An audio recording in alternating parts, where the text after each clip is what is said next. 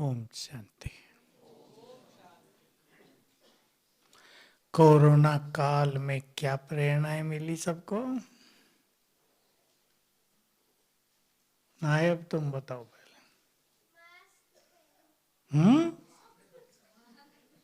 क्या बोला? मास्क पहनो। क्या प्रेरणाएं मिली सबको?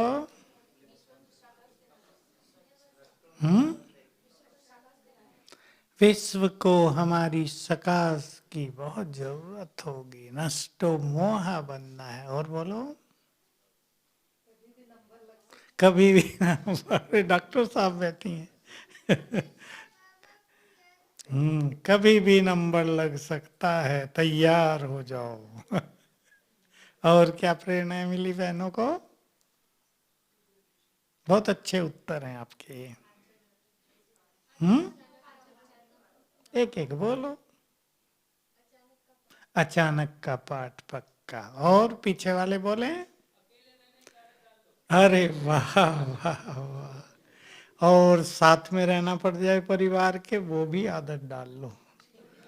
ठीक है ना? ये भी तो बड़ी समस्या हुई बहुतों को। पति पत्नी के झगड़े थे, अभी पति जॉब पे चला जाता था, थोड़ी शांति रहती थी। अब घर में ही रहना पड़ गया, तो अकेले रहने की आदत भी, और ऐसा हो जाए तो भी। और बोलो पीछे वाली बहने। बहुत अच्छे उत्तर दिया आपने, मुझे तो याद नहीं थे ये सब। बोलो। बहुत अच्छा।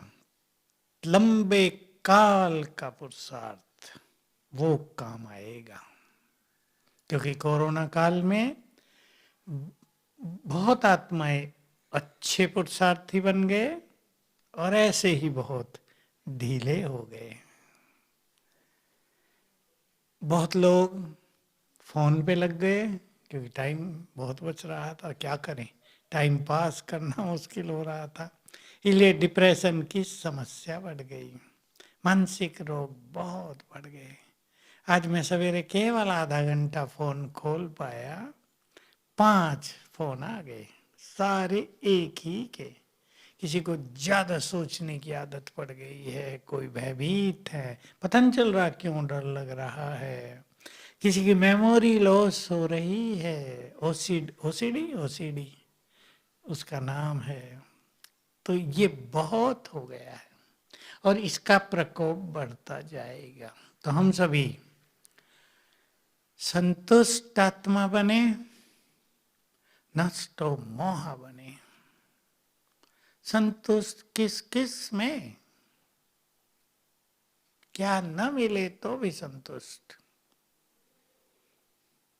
सोचेंगे सभी। घरों में रहने वाले बैठे हैं और समर्पित भी बैठे हैं।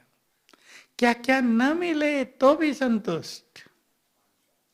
मान, आपने तो सबसे बड़ी बात बता दी। मान शान न मिले तो भी संतुष्ट। तुम क्या कह रहे? खान पान न मिले, नहीं वो तो मिलना चाहिए। जैसा चाह वैसा न मिले तो भी संतुष्ट। बोलो। और बहने, देखो सबसे बड़ी जो संसार में कष्ट देने वाली बात होती है परिवारों में, वो होती है संबंधों में कड़वाहट। होती है नहीं? कोई आपको बार बार अपमानित करता रहे, ऐसे में खुश रहें हम, कहना तो सहज है पर होता नहीं है।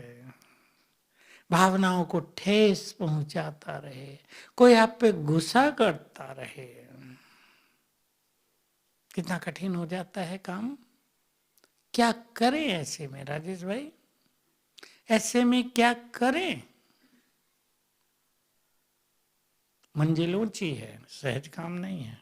मैं खुद जानता हूं। अपमान को सहना सबसे कठिन काम।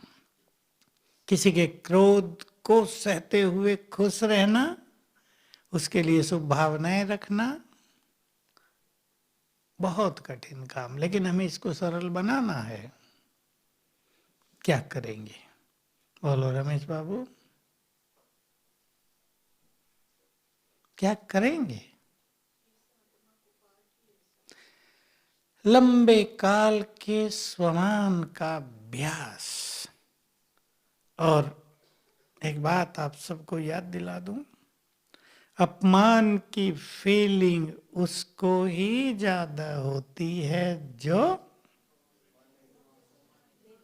देह अभिमान में रहते हैं, यानी मान की इच्छा ज्यादा है। तो मान स्वमान से सम्मान स्वतः ही मिलता है और अपमान की फीलिंग कम होने लगती है। अपमान भी तो एक फीलिंग है ना।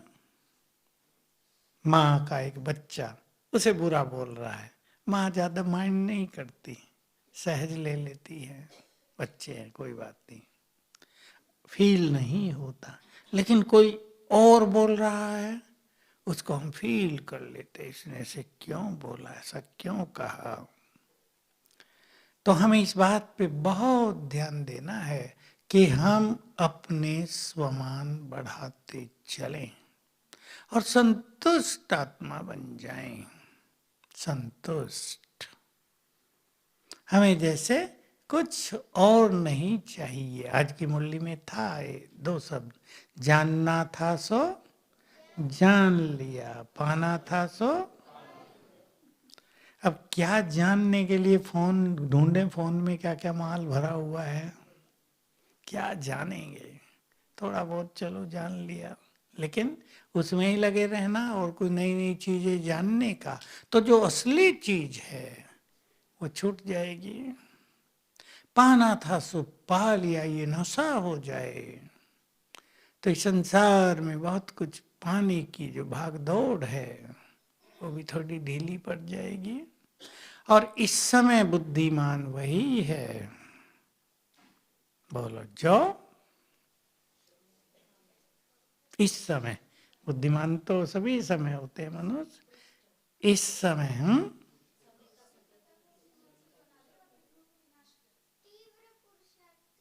और बोलो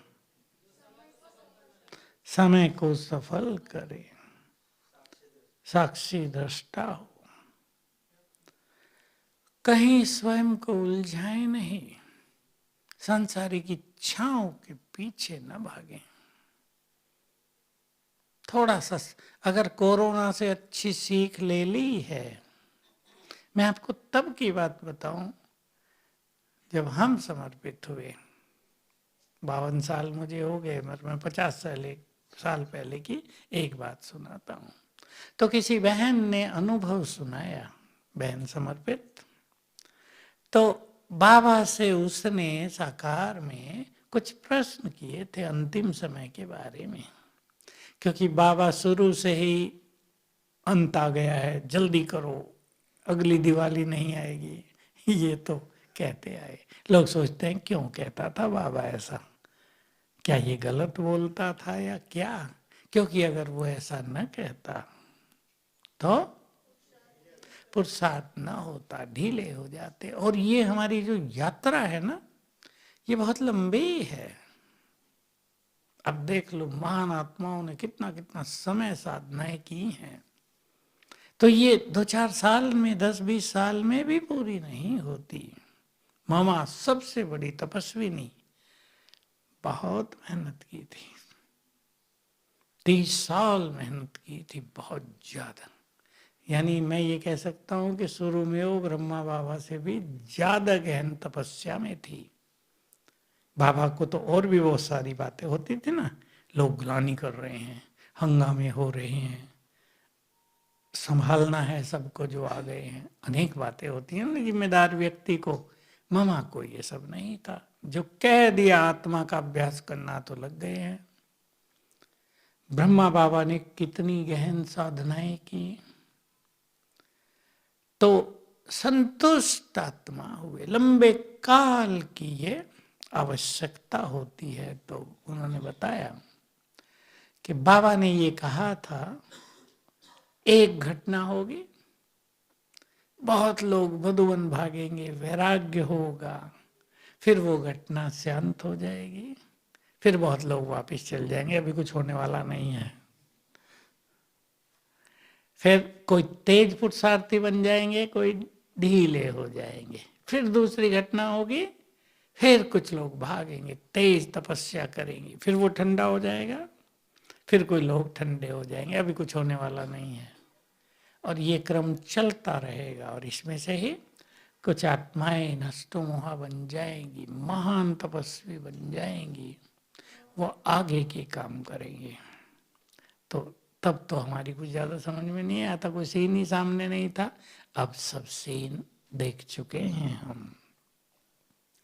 मैं आपको बाबा का एक महावाक्य याद दिला दूं, कभी कभी मैंने क्लासेज में सुनाया है, बहुत बहुत मोटिवेट करने वाला, प्रेरणा देने वाला महावाक्य है। मैं क्लासेज में सुनाया है, लेकिन ये ऐसा महावाक्य है जो हम बार बार सुने सुनाए। बाबा ने कहा, वैसे तो सबको कहते हैं घर जाना है, लेकिन कुछ आत्माओं को ध्यान में रखते हुए उन्होंने कहा, जब तक तुमने ब्राह्मणपन के कर्तव्य पूरे नहीं किए, तुम घर नहीं जा सकोगे। अपना अपना पार्ट चुन सकते हैं आप। अब बहुत कुछ हमारे हाथ में भी है, मृत्यु भी तो हमारे हाथ में है या नहीं? सीमा दीदी बोलो, है या नहीं?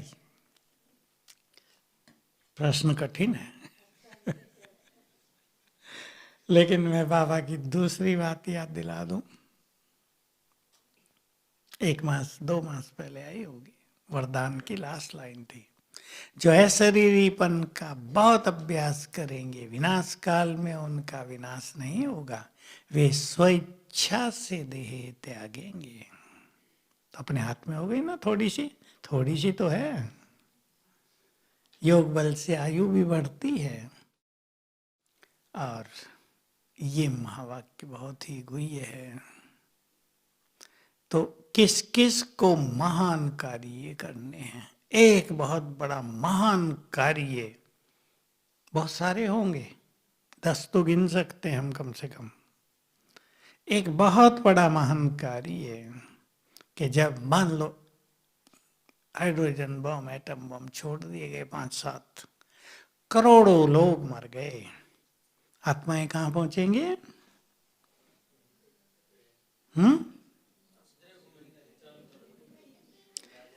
ऊपर, हम सब के ऊपर। परमधाम नहीं जाएंगे वे, इधर ऊपर आकाश में विचरण करेंगी करोड़ों करोड़ों आत्माएं। उन्हें मुक्ति कौन देगा? अभी जो देना चाहें मुक्त हो जाएं यहीं।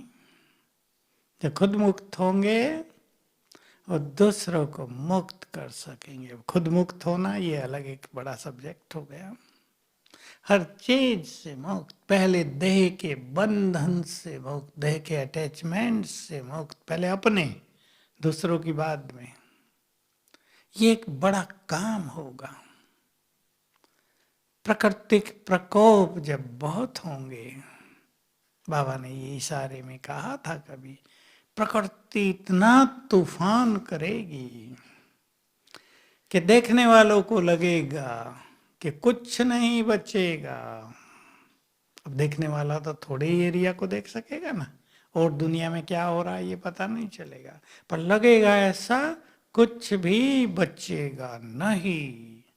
ऐसे में प्रकृति को शांत करना महान चैलेंज होगा। ये प्रकृति ऐसे वैसों की बात नहीं सुनेगी। किसकी सुनेगी? हाँ बोलते जाओ, अच्छे उत्तर हैं। फुल स्टॉप लगाने वालों की, मास्टर सर्व शक्तिवान की। और जो प्रकृति जीत, तुम तो बड़े अच्छे उत्तर देती हो। जो प्रकृति जीत बन जाएंगे, प्रकृति के मालिक होंगे। ये बड़े काम हमें करने।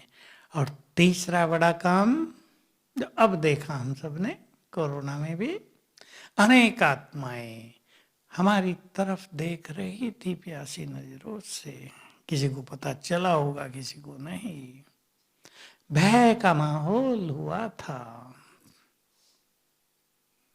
भयानक रूप से तो नहीं हुआ, पर हुआ, सूक्ष्म रूप से हुआ।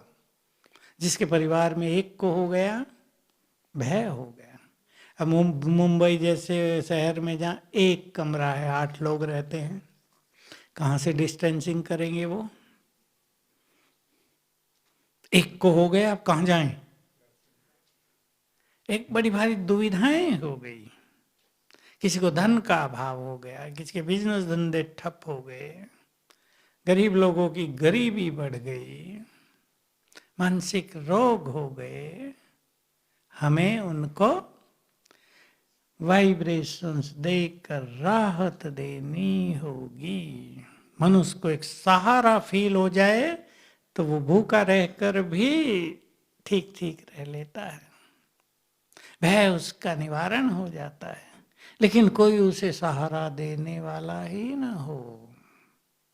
देखो ऐसे में तो मनुष्य ये भी कह देना ठीक हो जाएगा, डोंट वरी, ठीक हो जाएगा, ये बुरे दिन जल्दी समाप्त हो जाएंगे, तो मनुष्य को एक राहत मिलती है। ऐसी अब आगे चल के हम सब देखेंगे, ये कोरोना तो कुछ भी नहीं था, इससे 10 गुना स्वरूप आ जाएगा अगली घटना का। हम देखेंगे संसार की आत्माओं को हमारी मदद की बहुत जरूरत होगी। जब मृत्यु होने लगेगी ना, बहुत अच्छे अच्छे ज्ञानी भी विचलित हो जाएंगे। मैं देखता हूँ, आए हमारे पास कोई अच्छे परिवार, बेचारी की पति की मृत्यु हो गई थी, लड़की डॉक्टर थी, गोल्ड मेडल लिया था, एक दिन 36 घंटे काम करना पड़ा। 36। अब मनुष्य 36 घंटे काम करेगा क्या? सुसाइड कर लिया। फिर भी माँ को मैंने देखा हिम्मतवान, भोग लगाने आई ऊपर, मेरे से अलग मिलने आए, हिम्मत से काम लिया। फिर भी मनुष्य तो मनुष्य है ना, दिल पर कितना भारी पड़ता है। ऐसे में उन्हें वाइब्रेशंस देकर हिम्मत देना। हर व्यक्ति इंडिपेंडेंट, निराधार हो जाएगा। उसकी टीचिंग, उसकी प्रैक्टिस, उसके लिए अपने को तैयार करना, इसकी बहुत जरूरत है। तो हम सभी अब समय की मांग को देखते हुए अपने को बहुत अच्छे योगी बनाएं, अच्छे स्वमान अपने बढ़ा दें। इन सब सेवाओं के लिए कौन से स्वमान है? और बोलो, आगे बोलो। विश्व कल्याणकारी। दूसरा बोलो, पूर्वज। ये 2 स्वमान। तीसरा, इष्ट देव देवी, विघ्न विनाशक। और बोलो, कोई किसी को आता है? हाँ, विश्व कल्याण। ये 4-5 स्वमान हम ले लें मास्टर, सर्व शक्तिवान भी। इनके द्वारा हम संसार को सकाश दे सकेंगे, हमारे वाइब्रेशंस काम करेंगे। देखो, सबको ये गुह्य रहस्य याद रखना है। अगर हम इस स्वमान में हैं, मैं इष्ट देवी हूं, तो हम अपने सभी भक्तों से जुड़ गए। द्वापर से जो भी भक्त रहे हैं उनसे जुड़ गए, और जब हम वाइब्रेशंस देंगे वो सब तेजी से ग्रहण करेंगे। अगर हम इस स्वमान में हैं, मैं विश्व कल्याणकारी हूं, तो हम विश्व से जुड़ गए। दोनों से जुड़ना जरूरी है। यदि हम इस स्वमान में हैं, मैं पूर्वज हूं, सबकी पालना करने वाली आत्मा, तो हम सबसे जुड़ गए। मैं बाप समान हूं, हम सबसे जुड़ गए। तो इन स्वमान में टिकते हुए, ये फीलिंग है, इसको रिपीट करने की बात नहीं है, गुड फीलिंग, हम बड़े हैं, बड़े, सृष्टि के बड़े। शिव बाबा सबसे बड़ा, ब्रह्मा सबसे बड़े, फिर हम सब, देवियां सबसे बड़ी, जगदम्बा सरस्वती सबसे बड़ी, हम उनके बच्चे। गुड फीलिंग में स्थित हो जाएं। बाबा ने कहा है, तुम्हारी विश्व कल्याण की भावना भी विश्व का कल्याण करती रहेगी। लेकिन देखना ये है कि ऐसे नहीं सारे विश्व के लिए तो कल्याण की भावना है, लेकिन 4 लोगों के लिए नफरत की भावना भी है, ये तो मरे हैं, इनका तो ये हो जाए, ये नहीं। एक के लिए भी निगेटिव भाव है। बहुत गहरी बात है ये बाबा की। मैं जब जब सुनी बहुत प्रेरणा दी इसने, और मैं भी अपने को चेक किया। रहता ही है ना एक दो के लिए तो कोई निगेटिव भाव। मैं भी अपने को बहुत चेंज किया। एक के लिए भी अगर निगेटिव भाव है, मान लो ये तो है ही ऐसे, जो बाबा ने पीछे का श्राप देते हैं ना, ये सुधरेंगे ही नहीं। अगर एक के लिए भी निगेटिव भावना है तो वो तुम्हारे वाइब्रेशंस के मार्ग में दीवार है। वाइब्रेशंस तुम्हारे उससे आगे नहीं जाएंगे, रोक दिए उसने। तो हमें अपने को बहुत निर्मल चित्त शुभ भावनाओं से भरा हुआ, किसी ने हमारे साथ कुछ भी किया, वो करते ही है ना। 63 जन्मों में न जाने क्या क्या हुआ है। किसी को क्षमा कर दो, किसी से क्षमा याचना कर लो, हल्का कर दो अपने को। ये बहुत सुंदर चीज है, हल्का कर दें, सब हल्के हो जाओ। जो कुछ अब तक हुआ पूरा हो गया। किसी ने सताया, दुख दिया, भावनाओं को ठेस पहुंचाई, बुरे वचन बोले, अपमान किया, पूरा हो गया। हल्के कर दो, चिंतन करेंगे सभी, बिल्कुल हल्के हो जाओ। अब सुनहरे दिन हमारे सामने हैं, गोल्डन पीरियड ऑफ लाइफ। ऐसे अच्छे दिन 5000 साल में न किसी के पास आएंगे, न कभी फिर आएंगे। डायमंड डेज, सुख भरे दिन,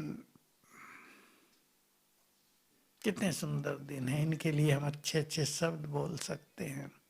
अमृत पान कर रहे हैं प्रतिदिन। देवताओं के लिए तो दिखा एक बार पिया था, और यहाँ रोज पी रहे हैं। वरदान किसी ने एक बार लिए तपस्या करके, यहाँ रोज मिल रहे हैं। ऐसे सुख भरे दिन, सुनहरे दिन, श्रेष्ठ अनुभवों के दिन, अतीन्द्रिय सुखों के दिन हम सबके सामने हैं। फायदा उठा लें। बाबा अब सब कुछ देता रहेगा, इसलिए सांसारिकता के पीछे हमें भागना नहीं है ज्यादा, ये ध्यान देंगे। हमारे भाई कह रहे थे, कई लोग आते हैं, हमारा बिजनेस बहुत तेज चले, सकाश दो भाई हमें। मैंने कहा उन्हें कह दिया करो ना, तुम अपने बिजनेस को सकाश खुद दो ना। बिजनेस बढ़े ये तो अच्छी बात है, लेकिन बढ़े हुए बिजनेस में उलझ जाएं तो कुछ भी काम नहीं आएगा। बढ़ाना अलग बात है, अच्छी बात है, कईयों को काम मिल जाता है, कईयों का जीवन चलता है, यापन होता है।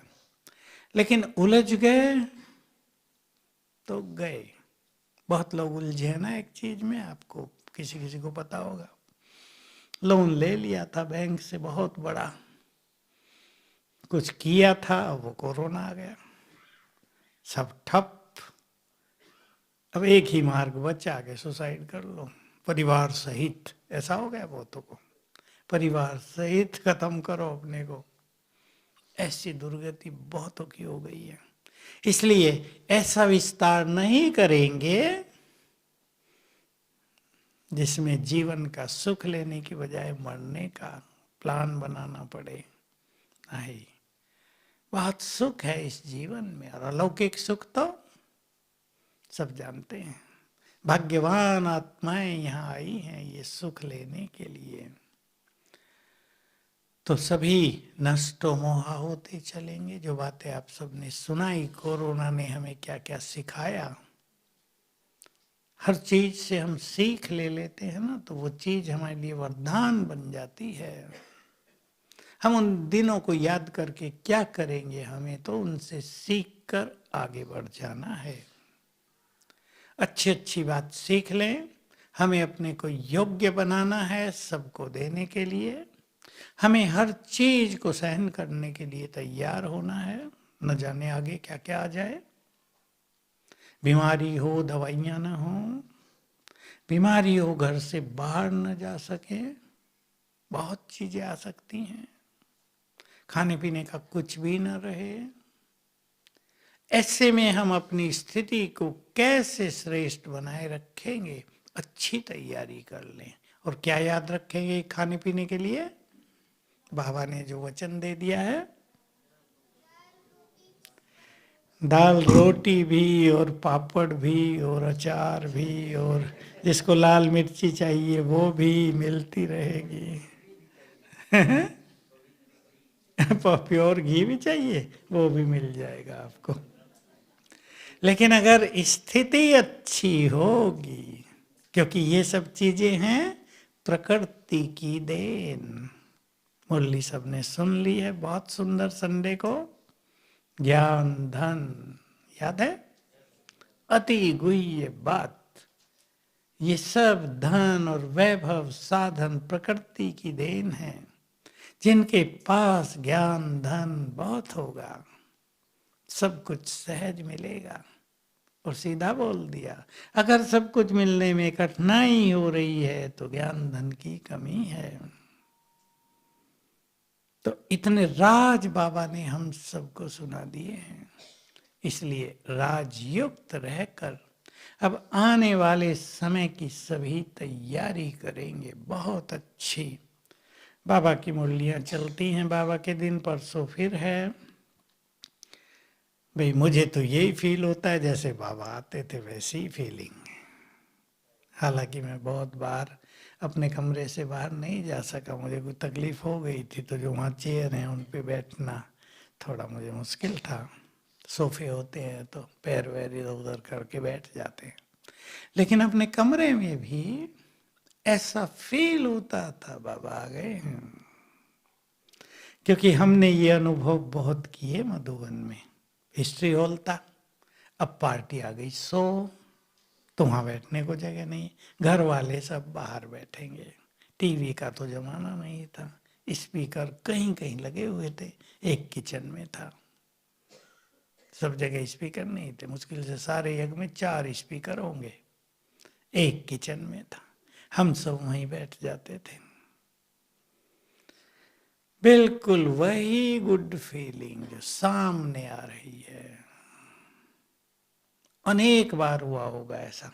फिर मेडिटेशन हॉल बना, मेडिटेशन में 400-500 बैठ जाते थे। फिर 1000 आने लगे, फिर सब मधुबन वाले कहीं भी जाओ। सोने को भी यही होता था हमारा, अपने अपने कमरे खाली कर दो, पार्टियां सोएंगी, कहीं भी सो जाओ। हमारे कमरे में हम 5 रहते थे, छोटे कमरों में 5, उसमें 10 को रखा जाता था जमीन पर। हमें तो मैं सबको कह देता था कमरे वालों को, हमारे 5 कमरे थे, 25 भाई रहते थे वहाँ ऊपर लाइट हाउस में। सबको मैं तो एक लहर फैला देता था। कई सोचते थे ना कहाँ जाए, देखा हमें बार बार कमरे छोड़ने पड़ते हैं, अलग अलग लोग होते हैं ना।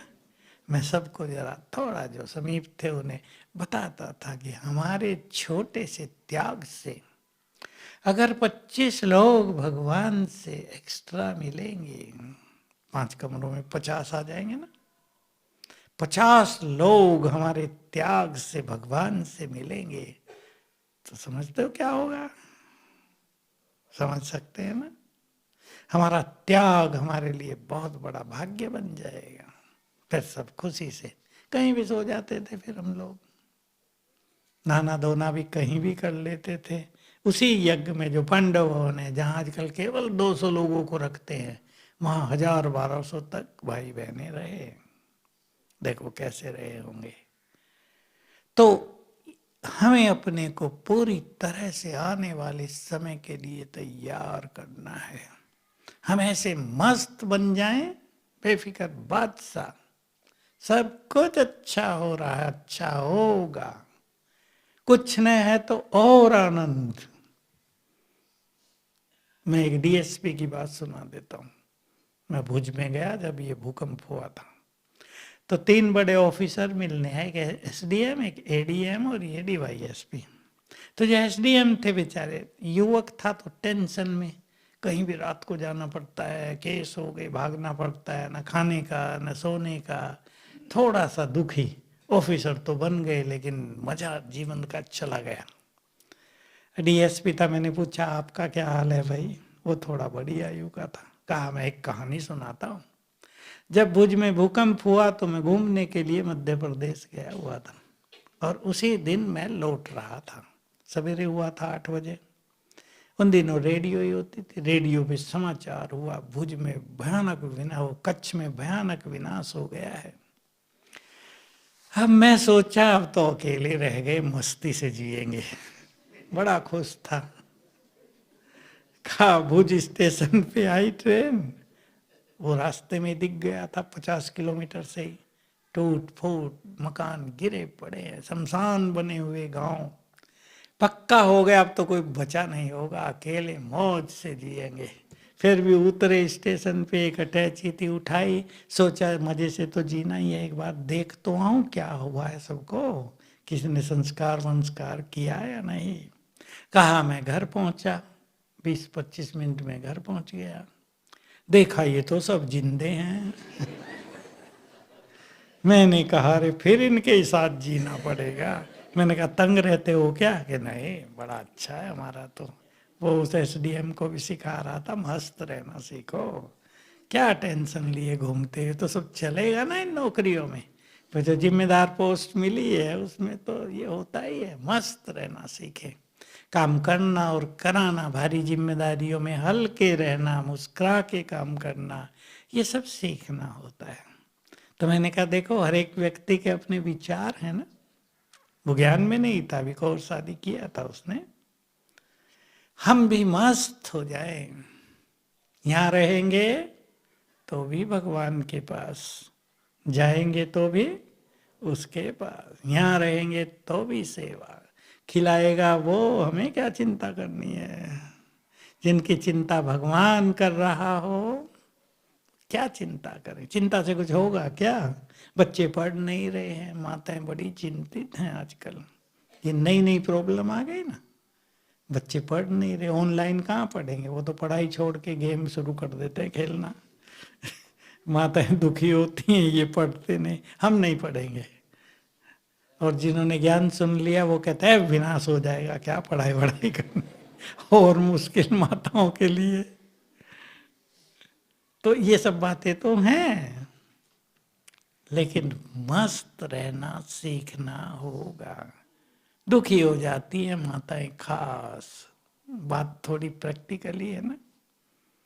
अब 3 बच्चे हैं, तीनों के लिए माता जी को सिर खपाना पड़ रहा है, लेकिन वो हैं पढ़ने का नाम नहीं लेते। कई तो गुस्से में कह देते हम नहीं पढ़ेंगे, हमारी जगह तुम पढ़ लो।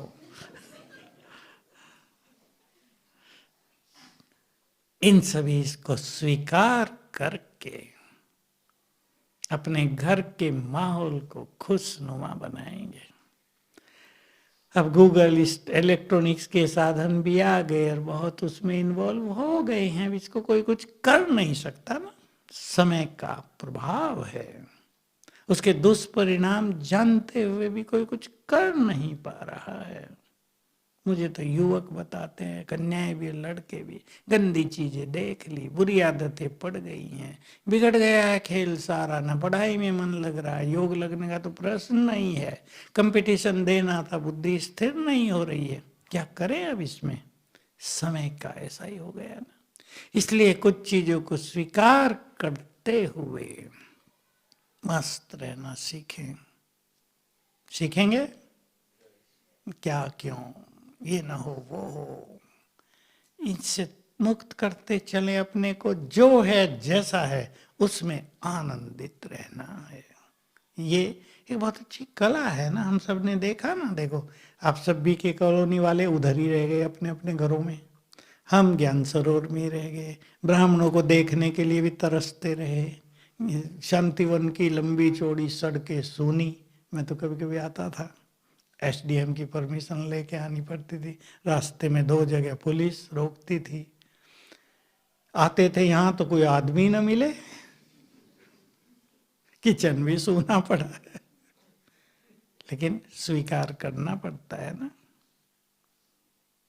तो जो आए सिचुएशन, जैसा चले, उसको स्वीकार करके उसमें ही अपनी उन्नति का मार्ग निकालना, ये है बुद्धिमत्ता।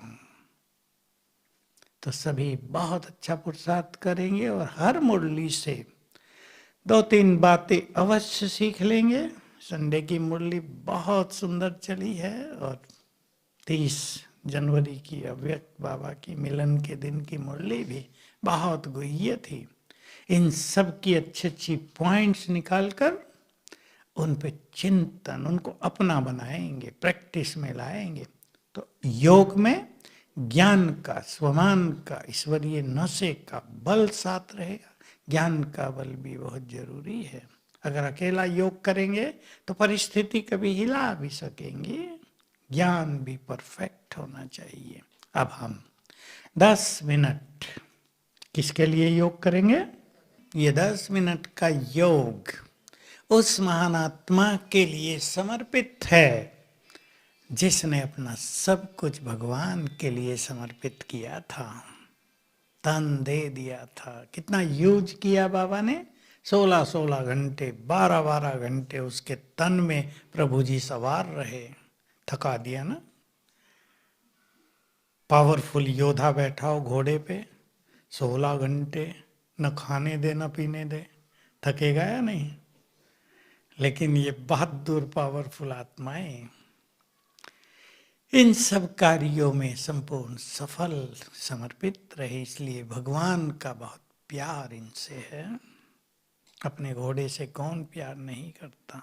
उनके लिए अब हम अभ्यास करेंगे। सर्वशक्तिमान की किरणें पड़ रही हैं, बस संकल्प कर लें ये योग दादी जी को समर्पित, ऑटोमेटिकली ये उनको चला जाएगा, राहत मिलेगी। ओम शांति।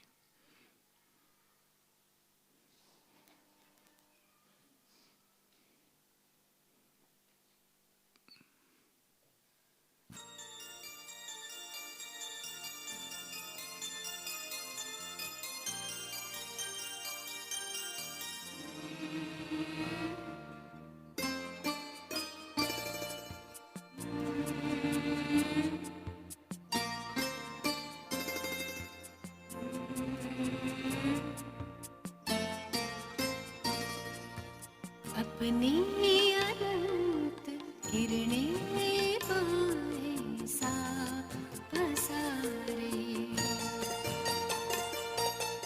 अपनी अनंत किरणें पाए सा पसारे, गुण शक्तियों की माला हमारे गले में डारे। बाबा तुम हमारे, ओ बाबा प्यारे प्यारे।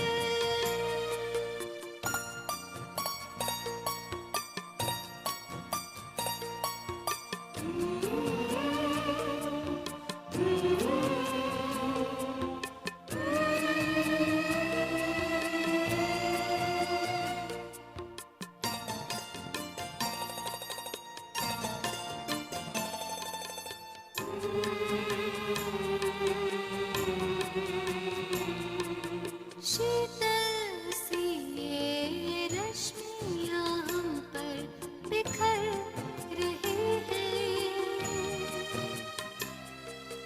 आनंद के फुहारे प्रतिपल बरस रहे हैं।